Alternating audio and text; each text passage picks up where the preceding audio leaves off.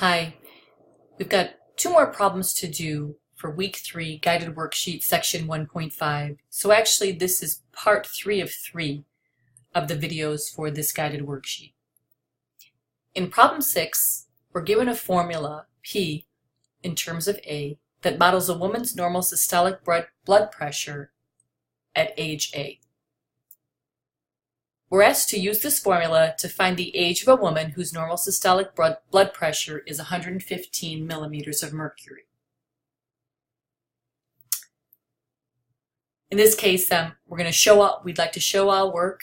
That means we're going to use one of the formulas, either the quadratic formula, factoring, or we could use the square root property. Typically in these problems, when we're given a formula, there's kind of one of two things that will occur. Either we're going to be given the value for A and we have to find P, or we're going to be given the value for P and we have to find the value and we have to find A. In this case, we see that the normal systolic blood pressure, P, is given as 115 millimeters of mercury. And we need to find the age, A, of the woman. So what we're going to do is we're going to set P equal to 115 in the equation and solve for A, the age. When we do that, we end up with this formula here. And hopefully you're recognizing this as a quadratic equation.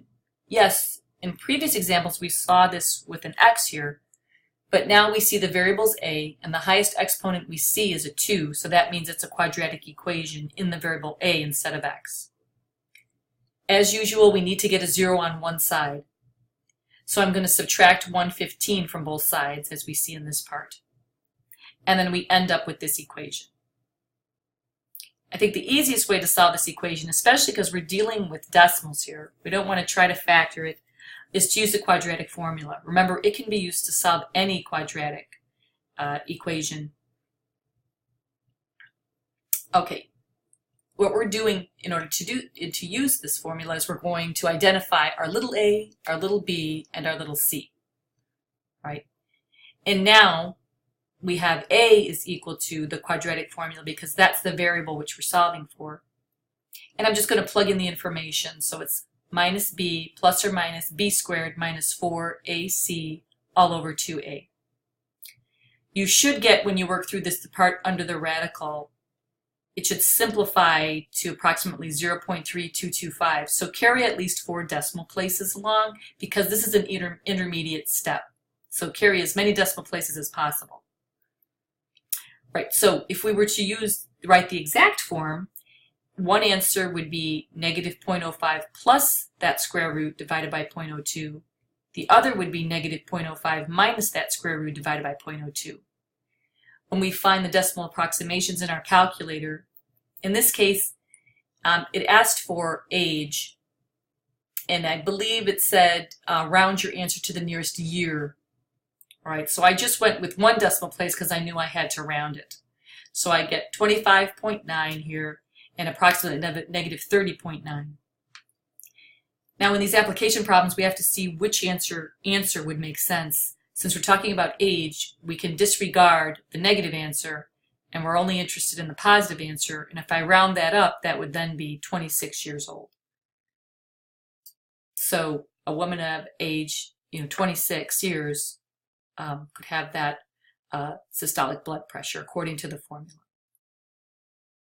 One more problem we'd like to look at is something that might be familiar to you, I think in more than one way. We're talking about HD TVs. You're probably aware that the size of a television screen refers to the length of its diagonal. The figure shown below shows the dimensions of an HD TV. What's the size of the screen? Well, in this case, we're trying to find C, the length of the diagonal. I've set up this triangle, so we're forming this right triangle. And I hope that kind of a light bulb goes off in your head to realize, oh, that's just the Pythagorean theorem. Exactly. So in order to find C, we just need to take this one leg squared plus the other leg squared, right? And that's equal to C squared. So in this case, we're trying to find C. It is a quadratic, right, in terms of this is the square of a variable, but we're going to use the square root property here. So once I square each of the lengths of the legs, right, I get C squared, and then I add them together, is equal to this value.